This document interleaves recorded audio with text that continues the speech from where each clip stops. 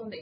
1997 మార్చి 7న హర్యానాలోని పంచకులలో జన్మించింది మీనాక్షి చౌదరి.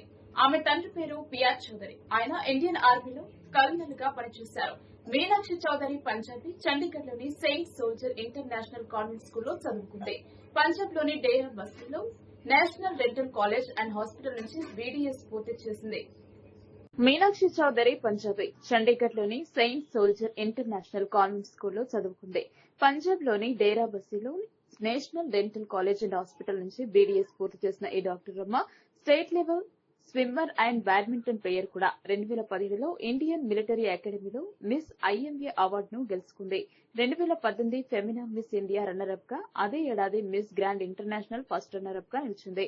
ఇదిలా ఉండగా తెలుగు సినిమా రంగంలో వరుస సినిమాలు చేస్తోంది మీనాక్షి చౌదరి. అయితే ఇటీవల విడుదలైన సంక్రాంతికి వస్తున్నాం సినిమా మీనాక్షి చౌదరి కెరీర్ లో బ్లాక్ బస్టర్ గా నిలిచింది. ఈ సినిమాలో విక్టరీ వెంకటేష్ మరియు ఐశ్వర్య రాజేష్ కూడా నటించి మెప్పించారు. అనిల్ రావిపూడి దర్శకత్వం వహించారు.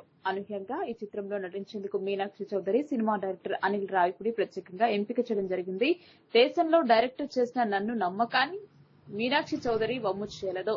300 కోట్ల రూపాయల గ్రాస్ వసూలుతో బ్లాక్ బస్టర్ గా నిలిచింది. మరికొన్ని సినిమాల్లో కూడా మీనాక్షి చౌదరి నటిస్తోంది. సంక్రాంతికి వస్తున్నాం సినిమా విజయవంతం కావడంతో సినీ మేకర్ల దృష్టి ఆమె వైపు మళ్లింది.